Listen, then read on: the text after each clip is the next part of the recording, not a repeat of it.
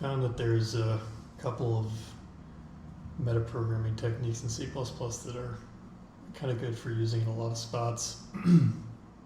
Although I wouldn't recommend any of them for production code you have to show other people. But if you're writing a library or something, it's usually good to know a few of these tricks. So today I'm going to show you how to iterate over basically any type of like tuple argument pack, or sorry, a template argument pack, and we're going to kind of demonstrate how to do it using a tuple. So a standard tuple is essentially just an aggregate type. In the template arguments, you supply what the effective fields of the tuple are going to be. You're going to have float, int, double, char. It has 4 fields that I'm initializing it. And so the neat thing about a tuple is that it can have as many element types as you want to give it in the arguments list. And so it kind of lends itself easily to a lot of metaprogramming stuff, because anytime you need to like pack up a bunch of types into a kind of like a struct-like object, although it isn't quite a struct, you can use a tuple for that. So yeah, I already laid out some stuff in Godbolt so we could see the program output and then also the assembly. I'm compiling with x86-64, GCC 11.2, and I've just turned full optimizations on so we can see what the most optimized version of this code is going to be. And so to set it up, I've got this function which hasn't really been implemented yet, a templated function that takes a unary invocable, so just like a function or a functor that can take a single argument and a tuple type. And the reason why I didn't just put it as standard tuple something is because the way we're going to access the elements of the tuple are through standard get. We're also going to use standard tuple size, or probably size of like this, which gives you the size of a variadic pack. And these utility functions work for more than just a tuple. For instance, they also work with an array, a pair, and you can also specialize them or overload them for your user custom types as long as they support, as long as it makes sense to access them by index. Okay, so I have some printouts here to kind of set up the problem and also give us something to compare against. So up here I have the program outputting some stuff. Essentially what we want is tuple for each this here to match the output here at when we're done. So down here I put the code here. It's just kind of the hard-coded version of my tuple for each, printing out each field automatically. You can see I'm just going through each index of the tuple here, getting the value, printing it out. And so effectively what this does on line 29 is it's going to do pretty much the same thing, except instead of hard coding each value, it's going to iterate through each field and then print out that value. I'll note that one of the reasons why this works is we're compiling with C++ 17, so if we use a lambda here, we can use the auto type deduction lambda, which if you're using like C++ 11 or 14, you could just write your own functor to do the same thing. So let's say I'll just call it print functor, and I'll use this later.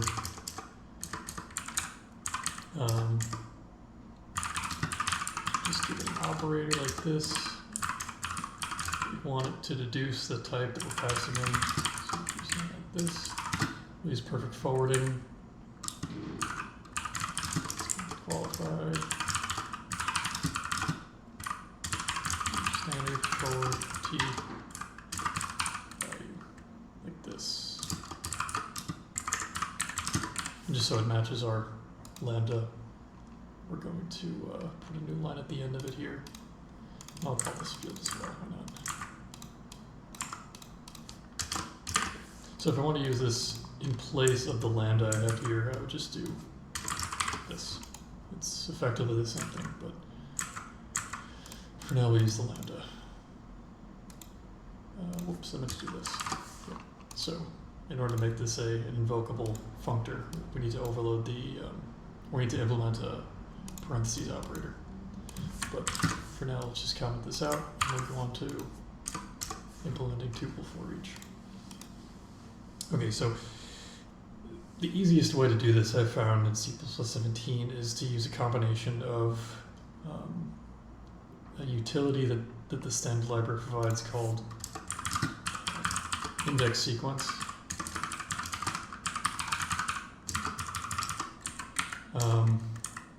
There's a utility function which will, it's not really a function, it's more like a type creator type of thing called make index sequence. I'll show you how this is used later.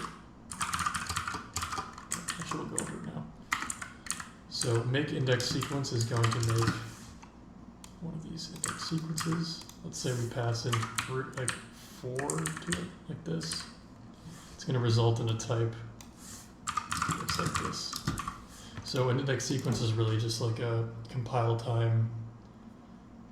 It's not an array, but it stores. It doesn't even store. It's a type that has template arguments that are indices, and we're going to use this to make a function deduce these indices, and then we're going to unpack them. So I'll show you what I mean by that. So in our tuple for each, the first thing we're going to need to do is, let's say we're going to implement an implementation function for this, which is going to take the same arguments and then the third argument, which is actually going to be our make index sequence. It's just a bit of setup here. So let's forward the unary invocable.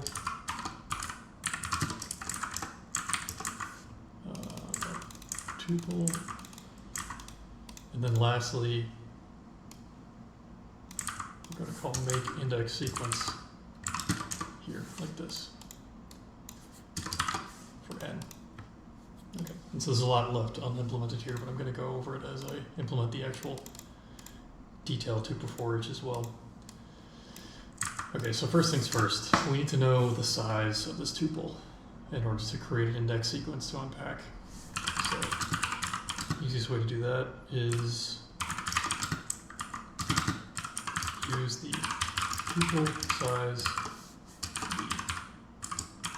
utility. So this is just a templated variable alias for tuple size value. So I'll make it explicit like this.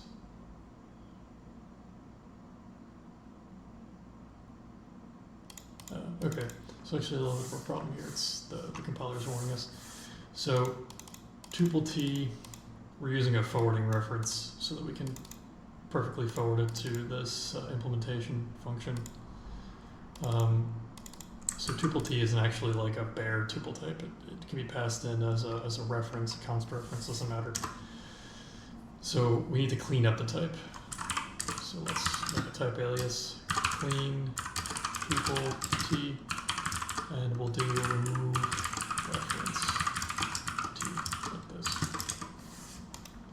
So remove reference is from the type traits header, and essentially what it does is it takes a type and then it's a struct. So like most of these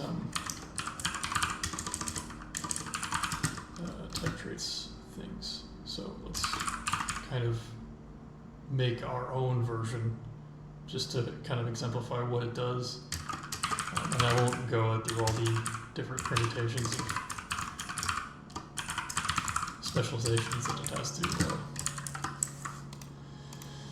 implement nor to actually be correct for every type. So let's say we make some declaration like this. Then we make a partial specialization that looks like this. This is using type equals t. It's just simple as that. So we're going to give this struct a template argument. Template argument could be a reference, could be const reference like this.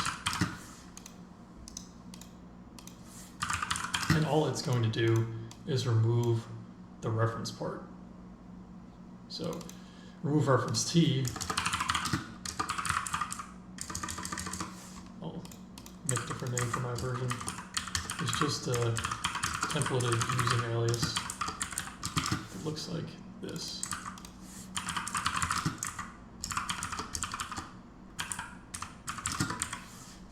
And the reason why a lot of these like underscore t aliases exist is just to avoid having to do type name colon type, because if you're inside of a templated context like a templated function or even a templated class, you need to specify this type name keyword to get the compiler not to complain about it, because I don't think it can deduce that this is actually a type on its own in a templated context. To be honest, I don't know the details about why. I just know that this is what's required. Okay, so we'll use the remove reference t from the standard library because unlike these versions, it'll kind of exhaustively implement all the different versions for all the different reference combinations you might have and always return the correct type. We're not returning the correct type, but it will always have the correct member type. So let's get into this for now. Okay. So now, instead of using tuple t here, we'll use clean tuple t. So that's the reference remove version. We no longer get the complaint, and now we have the effective number of elements in the tuple.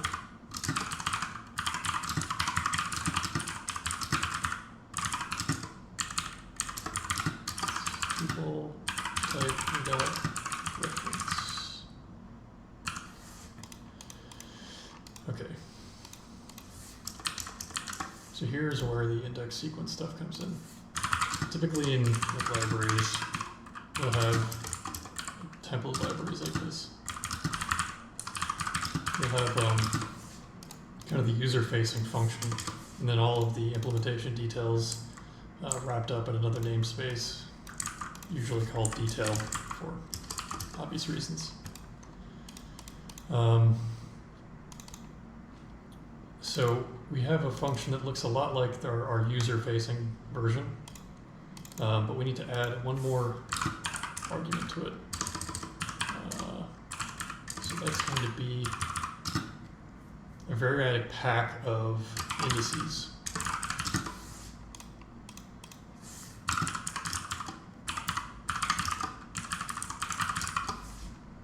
So we can see, I'll just make some line breaks here so we can see the arguments better.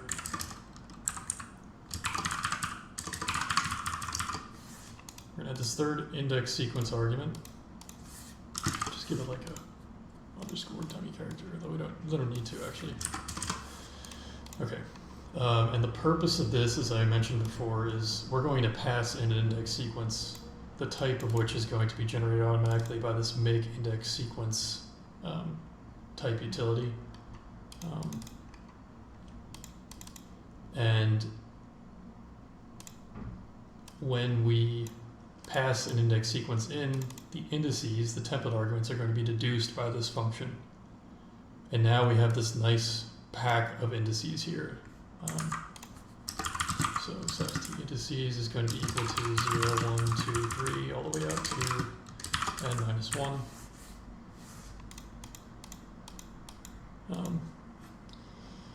And so in C++17, we can use this in like a really elegant way to invoke our invocable type n times. and each time it's going to be in a different type of the tuple. And the way we do that is with fold expressions. I can kind of go over how to do it in earlier versions of C++ where fold expressions were not available. I think they became available in 17. So let's first do it the easy way. So a fold expression is essentially, well, let me implement it and then I'll kind of go over. I'll go over it through the example that I'm giving here. So let's do the following. Let's say that is unused. Then we're going to do this. So we're going to call get. We're going to pass in indices to get where we'd usually specify a single index, a single integer. We're going to forward our tuple to get.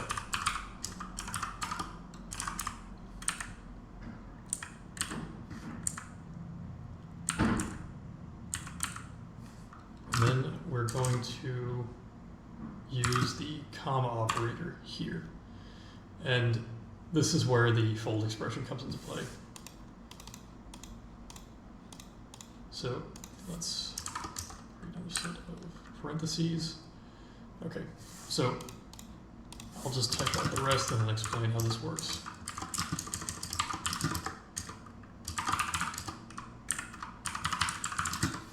Okay. So a fold expression is used to expand a variadic pack, like what I've got here, and apply some operation on top of it. And so you can do this for some of the mathematical operations, plus, minus, multiply. You could do it for any of the bitwise operations, bitwise OR, and so like a simpler use case would be something like this.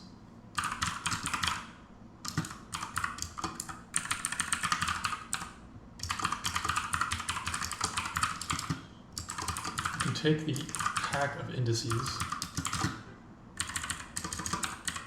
and add them up. And now sum at compile time will be the summation of all indices, and then we'll have that value at compile time. And so we're using it similarly to do the tuple unpacking. So it's a bit of a trick here. Instead of just summing up the indices, I can actually just put indices here. We're going to use the comma operator to perform some invocation, which gets evaluated because of the way the comma operator works. You'll have the left-hand side of the comma be evaluated, and the right-hand side is quote-unquote returned.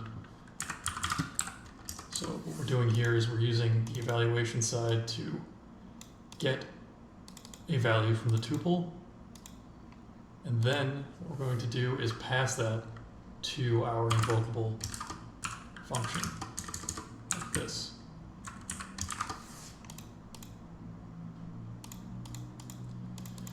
So this gets evaluated, just remove it. We have our indices now. It looks a lot like our example up here to do the summation. And then we're going to add up those indices and put them in this unused variable. So we don't really care what the value is of unused. As long as it gets invoked at runtime, this will work.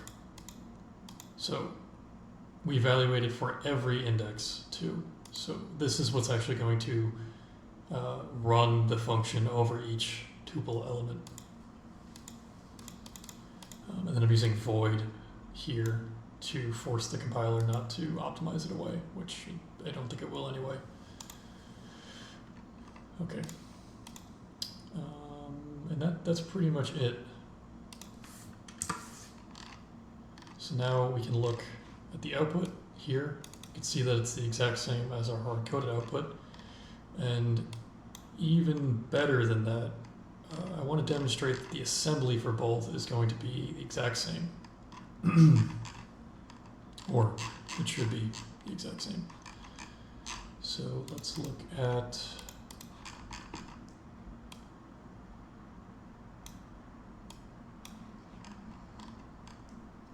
this. It might be easier to see. There's a lot of junk in here because of the O stream.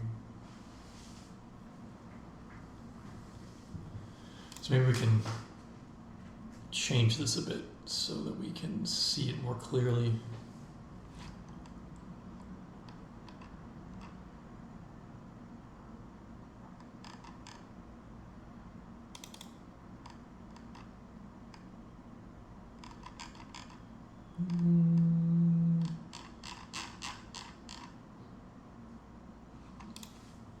Yeah, okay. So instead of doing cout, what I'm going to do is just add up these numbers. I mean, because they're all primitive types, they're all numeric types, they'll be castable and then summable. So I'll just sum them up into an int.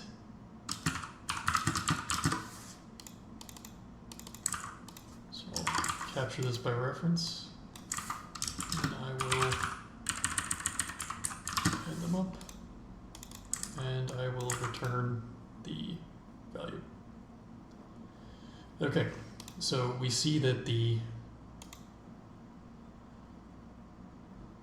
I have one more thing here. Let's get rid of the IO stream include entirely. Make sure that there's no other IO stream things.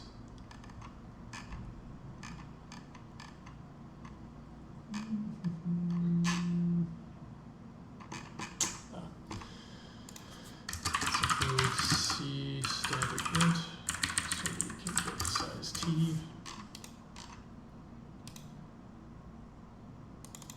Size t has not been declared. Standard size t. Yeah, so size t is a type def that's included in the C side of the library, and then there's a standard size t equivalent in C standard int.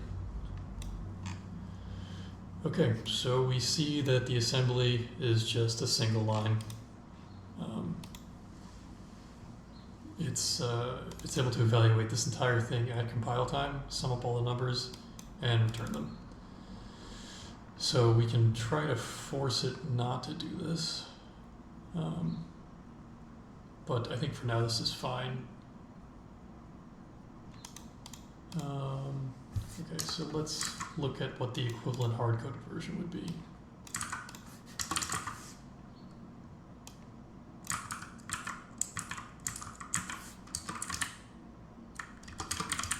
Let's get rid of all this junk.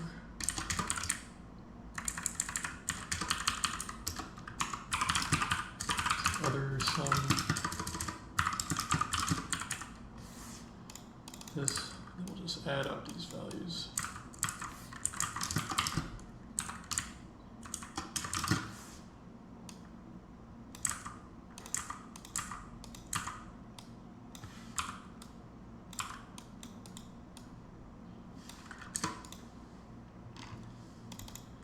And then we'll return it. Okay, we see the assembly is the exact same because we're literally performing the exact same operations in our tuple for each and just accumulating the sum here. And you can see it's really not that many lines of code.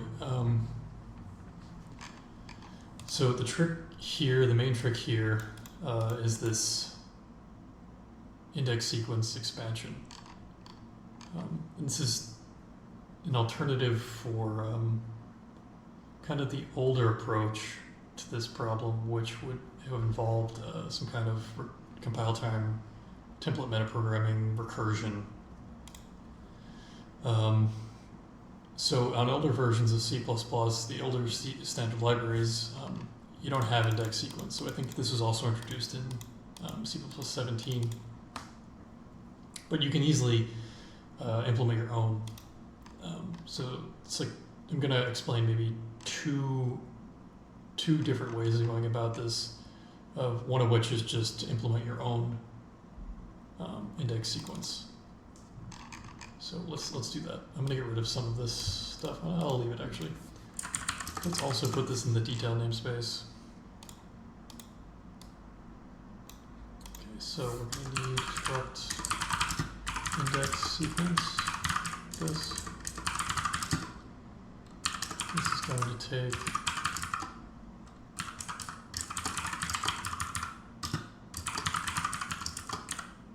arguments, which looks like this. And this is going to have no body. We don't need it to have any members or anything. It's essentially just a compile time helper. And then we need another struct called make index sequence.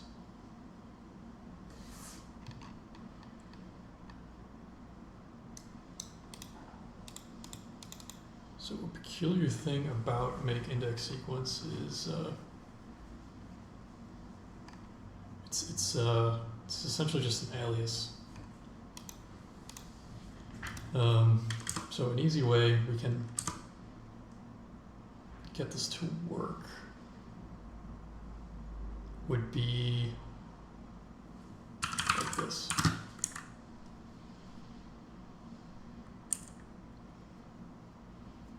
So we need to recursively create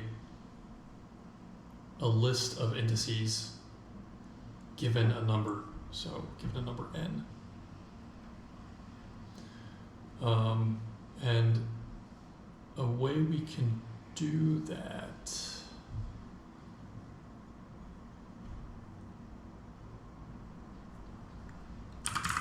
let's just start with this. We know it's going to be some kind of alias for something else. Make index sequence.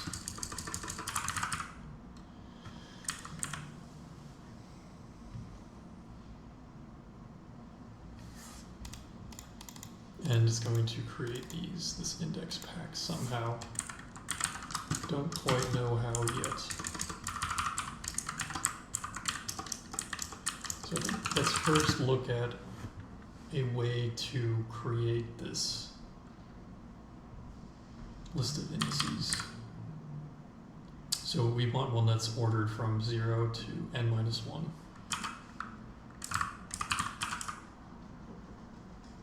A simple way I could do this is with some compile time recursion.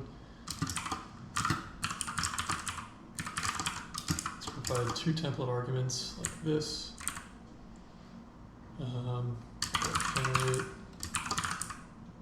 index, I guess.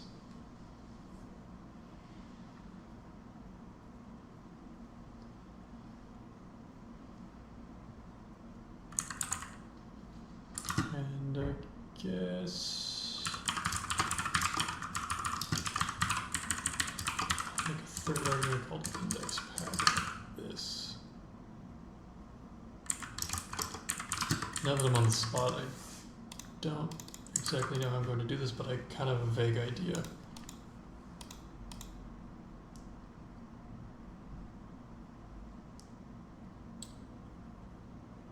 So I think what I want to do is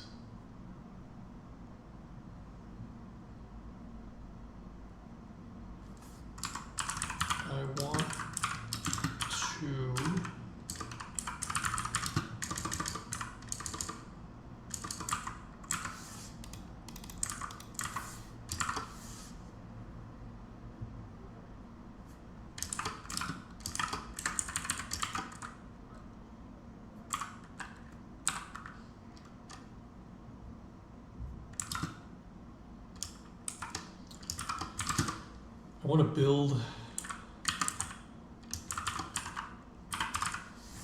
to build up this index pack.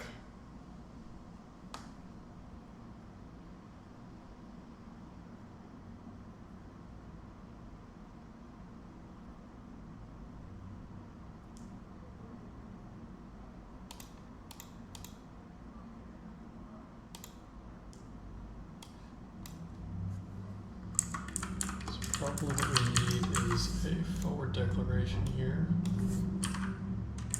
This type name, index path.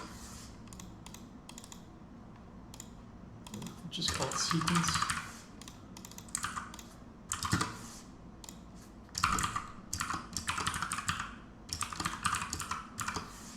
I'll make this a specialization. And index pack, which we need to expand.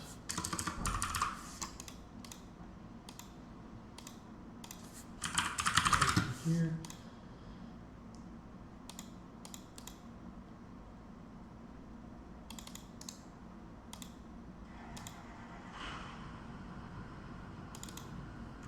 We want to build up this index pack.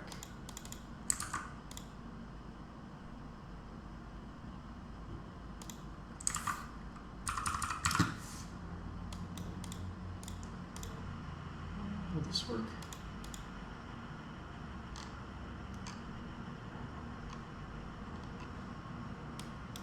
We're getting complaints on other function here, but I think this much will work. Okay. So this is our like recursive. Let's just start building up our recursive index generation. And what I'm doing is I have this helper struct called generate index that has a single member type, and it's going to make that type another generate index helper where I'm incrementing this first template argument I, passing n, and then building up this index sequence. And what our base case is going to be something like n and n are the same. This is when we've incremented all the way until we reach n. The type that we return is just going to be, not return, the type that we define here is going to just be the index sequence index pack. So let me just see if this works, and then I'll kind of explain how I did it.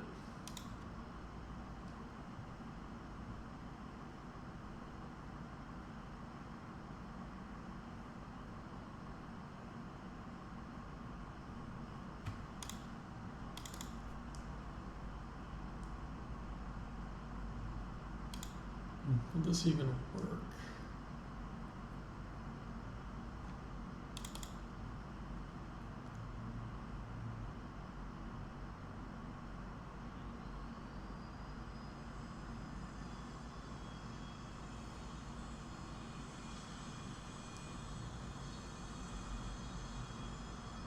So the idea here is that this is going to expand into I+1 and index sequence in this pack, blah, blah, blah, I type, which then expands into I+2 and index sequence type until you get to this base case here, or this terminal case, where both I and n are equal to n, so it's the last one, and type is just equal to the accumulated index pack that we built up over here.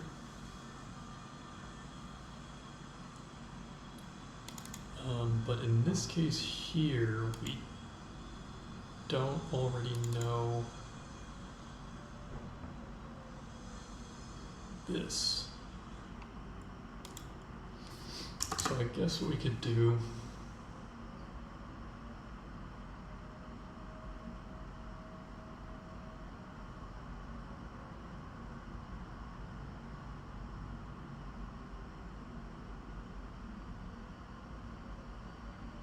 I guess I've sort of chicken and egg bamboozled myself here, because we don't want to, essentially what I want to be able to do is something like generate index 0 to n like this, but I don't want this extra argument here, because that's going to be our make index sequence.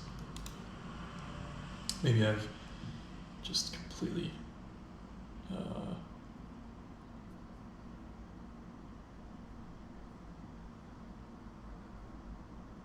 oh, maybe it's fine actually. Maybe I can still make this work.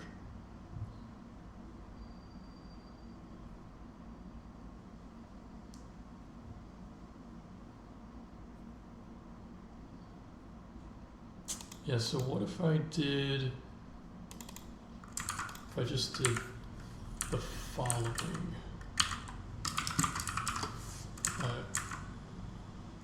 Actually, I won't do that here. I'll do it here. I'll provide an empty index sequence as the third argument. No one needs to know. It's under some nice little alias. And then the type that gets returned should be an index sequence with 0 to n minus 1. So yeah, we can confirm that by what's the best way to do this?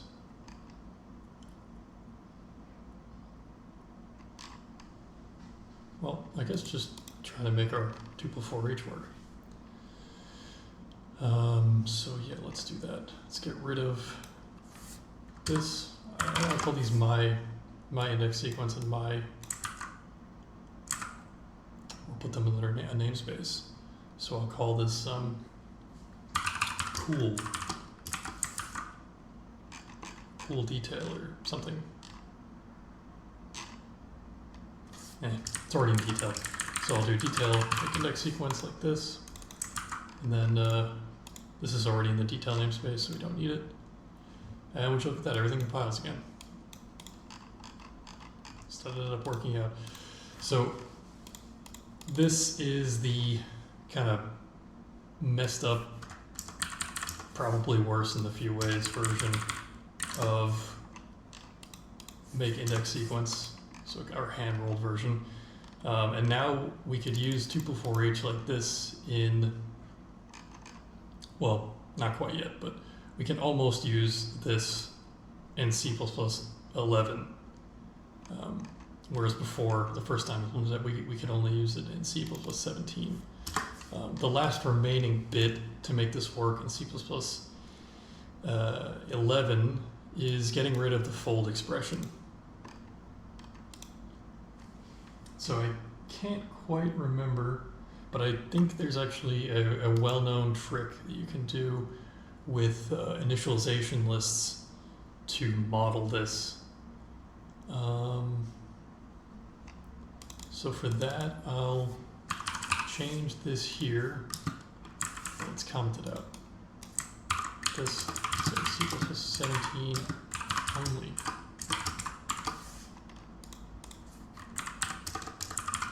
Here we'll do C++ 11 only.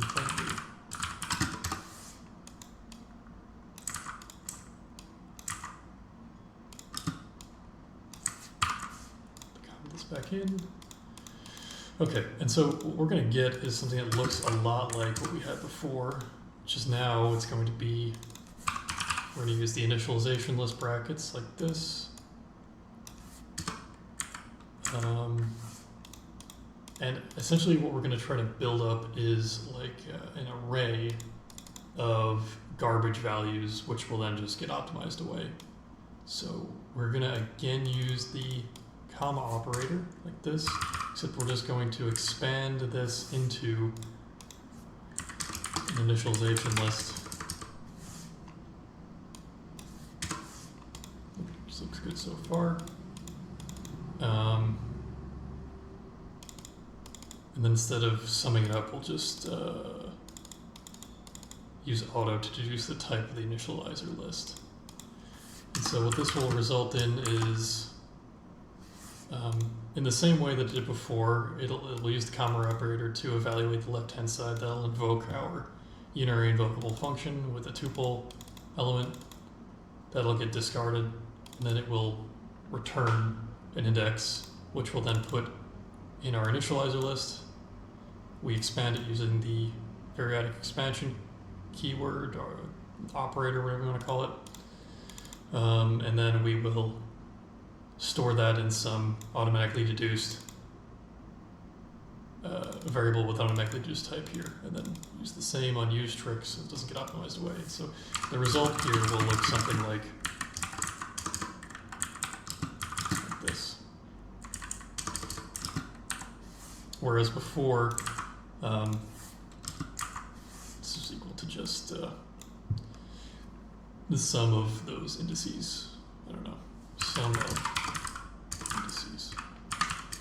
remember the mathematical summation generalization for n numbers, so forgive me for that. And we can see that this works the exact same as before. We have the same assembly. It's all good. Well, let's be sure of that. Let's get rid of all this. Let's put our printouts back. I think I need to include IOStream again. I'll just do it here.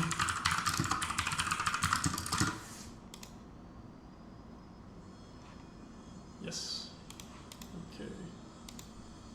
We seem to have a little bit of a problem, actually. So it's good that I checked that. Oh no, it's not a problem. I just I'm not printing out each fields. Because I replaced it with a summation from before, so let's get rid of that. Turn to 0. Okay, now we're back. Same thing. Okay. So we've gotten rid of the fold expression. We've gotten rid of the index sequence. And now we're using everything from C++ 11 except for maybe a couple places where I'm using these _t aliases, which were introduced in 14, I believe. So sort of simple enough. We can just go through and replace anything with an _t with type name t like this. It's really no big deal. And similarly, if I'd use tuple size v or something, we would just add the value back, which you don't need type name for because it's not a type. It's a member. It's a public member, like a static public member. So let's say 17 version is commented out above, and here's the 11 and 14 friendly version. Okay, is that it? I think so. Let's just double check by saying std. What is it? I don't remember.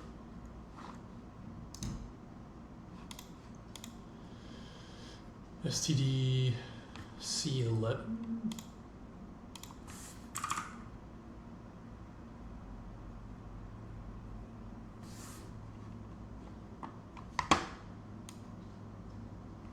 Maybe CVP11.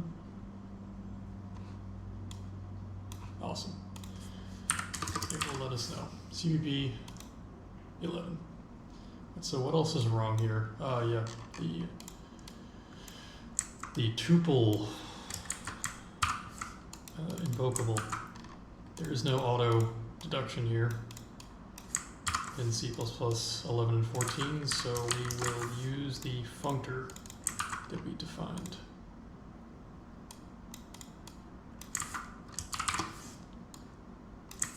In this place. So again, this is just a functor with a single method. The method is going to take in a single argument which gets deduced and perfectly forwarded to cout.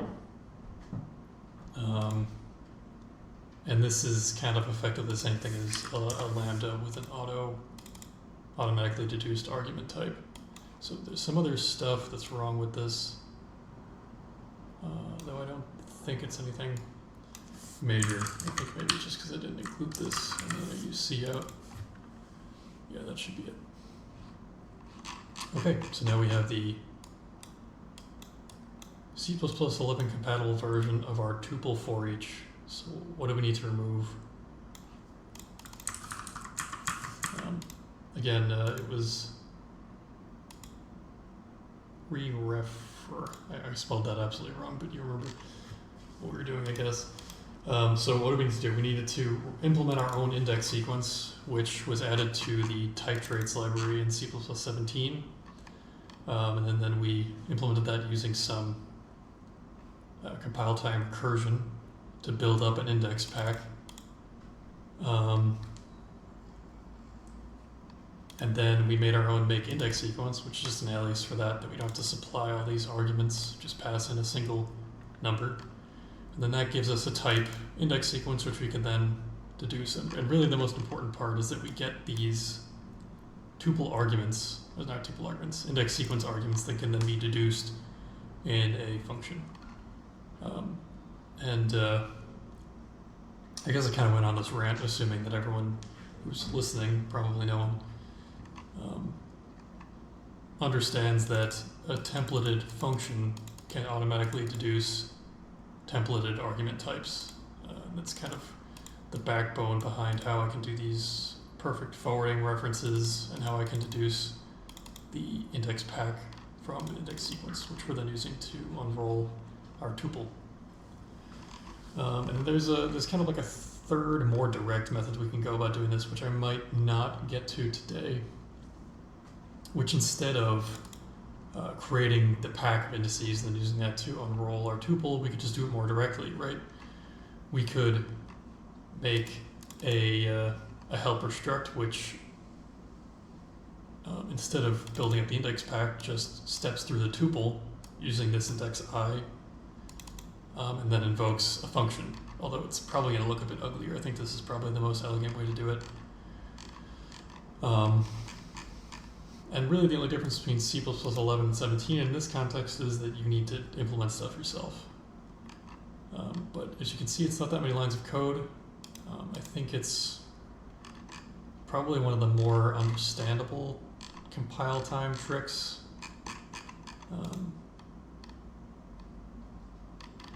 And it has a lot of utility. I mean, iterating through tuples is ends up coming in handy in a lot of places. But I also wanted to mention that this works for more than just tuples, because tuple size actually works on types like array. So let's make an array of 10 numbers. Plus array 1, 2, 3, 4, 5, 6, 7, 8, 9, 10. And we can run our function on this array now. Print out all values of the array, because get works the same way or similarly on an array as it does on a tuple at compile time. And the difference between this and like a for loop is that a for loop is, unless it's going to be optimized away, which it likely will be, it's going to be unrolled by the compiler, is that we're performing this loop unrolling ourselves. And this literally gets expanded into a sequence of standard cout, double caret operator, field for every number in the array. How useful this is really depends on what you're doing, but decent to know.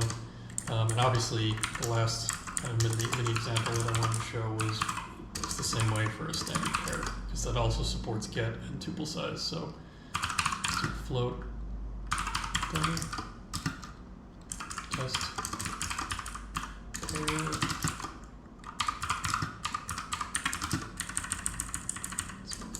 Slightly more interesting numbers.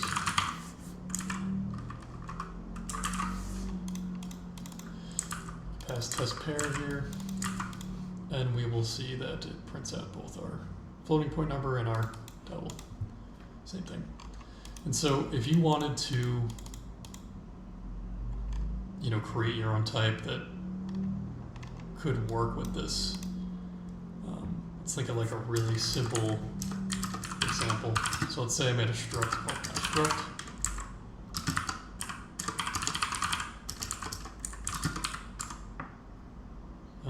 Let's give it field A, field B, like this. And I wanted it to work with this. So text test struct. Then we'll use the initialization list.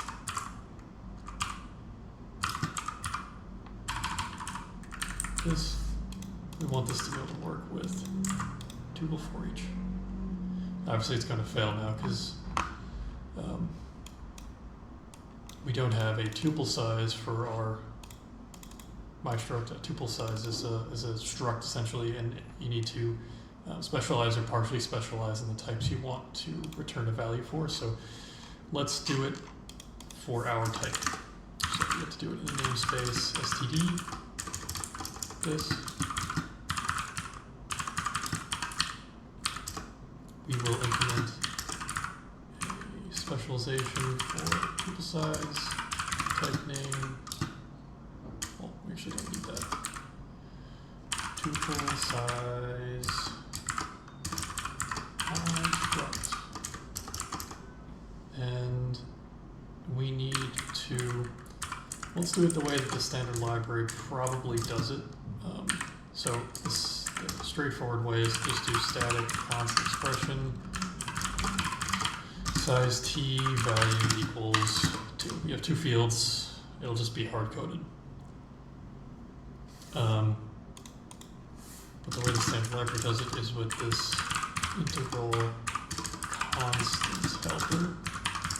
It takes a type and a value, and that will basically just imbue our tuple size with the requisite value members and also some other helper utility things. So this just makes it kind of like in line with what the standard would usually implement. So now we have to implement a get. That's the next thing it's complaining about. So get is a function, and we need to overload it for myStruct. So for this, let's use declatype auto. It's going to basically forward our return type regardless of what it is. Then we don't have to think about it too much. We'll do template get struct. We'll make a const qualified and not const qualified version of this. And we need to specialize it for the 2 indices. So we'll do get 0, return s, maybe like this. Might have double check. Declatype auto was introduced in C++ 14 apparently. So for now, I guess we'll just, I don't know, hard code it. Say we're returning a reference to our field here. And what else do we need?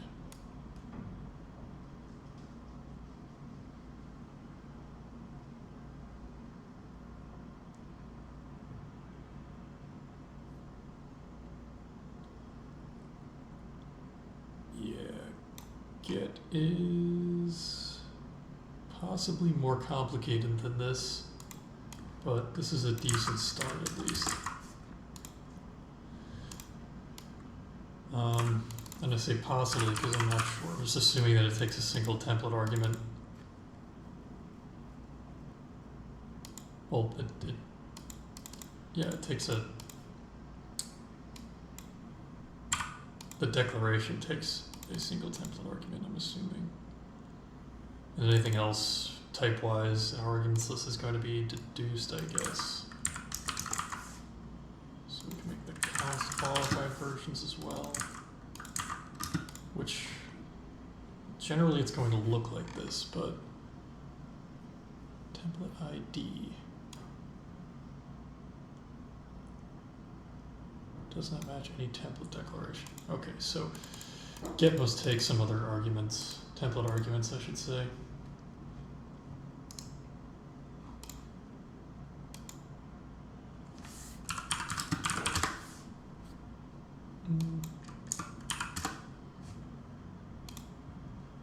So let's look at this. Okay. So here it's taking 2 template arguments, one of which is used to deduce the types of our tuple, and one that is used to deduce the, well, not deduce, but to pass the index.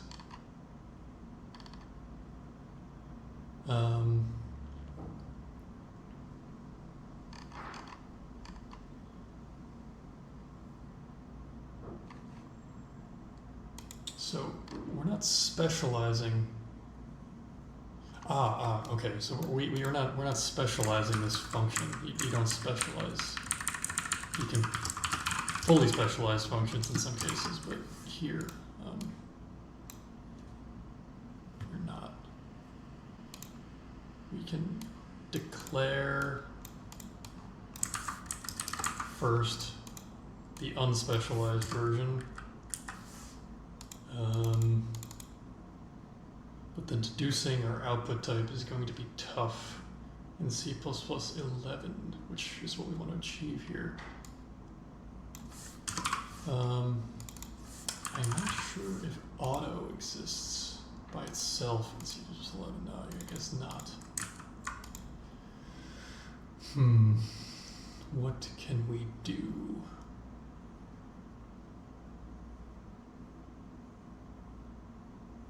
Well, let's start here. So now this is fine. I assume that I could do this for each of these cases I need to account for.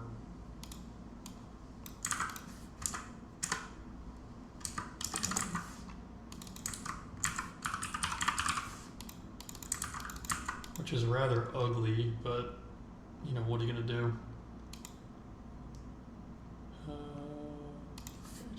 Const float and const double. There's probably some trickery to do this more elegantly without the special casing, but I'm just doing it quick for a struct type, although it's turning out not to be too quick. Okay, so what I've done is I declared these functions get for each of my fields, for both immutable and const qualified, and then I specialize them for the indices that I'm going to pass in as a template argument. Template ID, what do you need from me?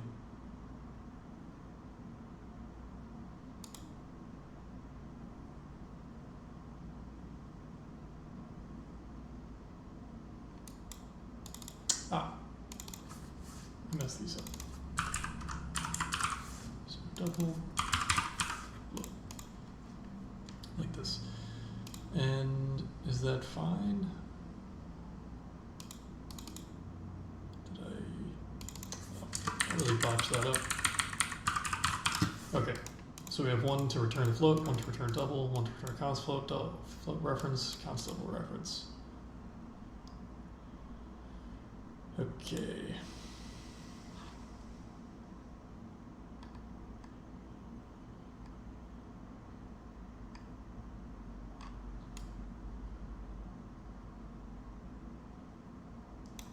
Dimension control get 0 my struct reference.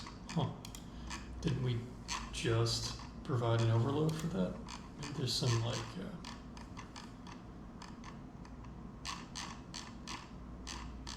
oh wow, amazing. I defined it after this stuff, which might be causing a problem. Nah. Okay, so it's ambiguous. This is kind of what I figured might happen.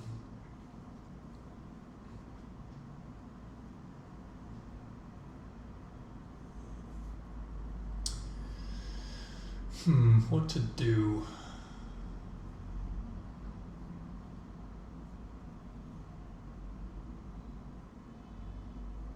Well, for now, let's be lazy and let's just go back to C++ 17, which is the default for Godbolt. And we will then replace this with decal type auto. Let's get rid of this. We'll make this. Change these all to decal type autos like this. Does that do the magic? Yes, it does. Awesome. Well, not really so awesome because I had to kind of fall back on what I'm more familiar with recently, which is C++17. You kind of get the idea of what's supposed to go on here. I'm absolutely sure there's a way to do this in C++11, but I'm kind of running out of time here. And so all this is doing is providing these get specializations to get the fields in the order that they're declared in the struct using get instead of just doing, using an access operation to get A or B. And then this is an overload for my struct, which can be used in place of the tuple or an array. And now tuple for each works.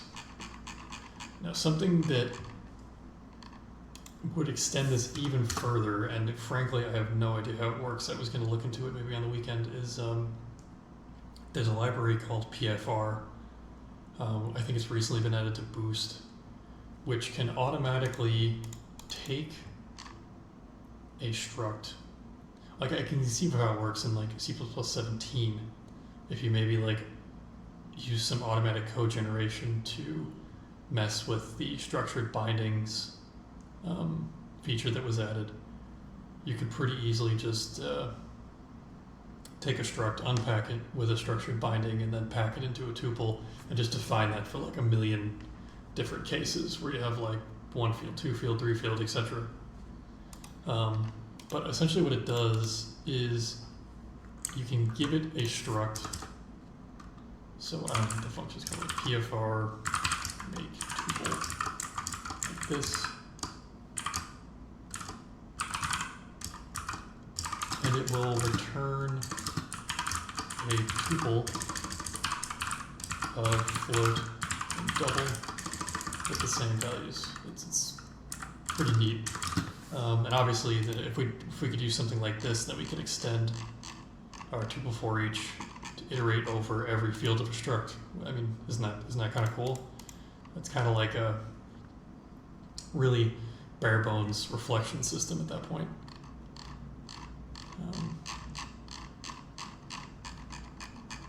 But yeah, I think this will pretty much do it for today. I think I'm going to do a couple more of these with some different template map programming topics or compile time programming topics. I'll try to better comment this code next time, but for now I'll probably just copy and paste it into a GitHub gist. Maybe I'll add some comments there and fix some spelling mistakes if anyone wants to look at it afterwards.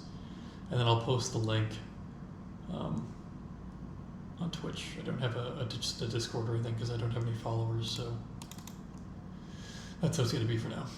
All right, so until next time, thanks a lot. Later.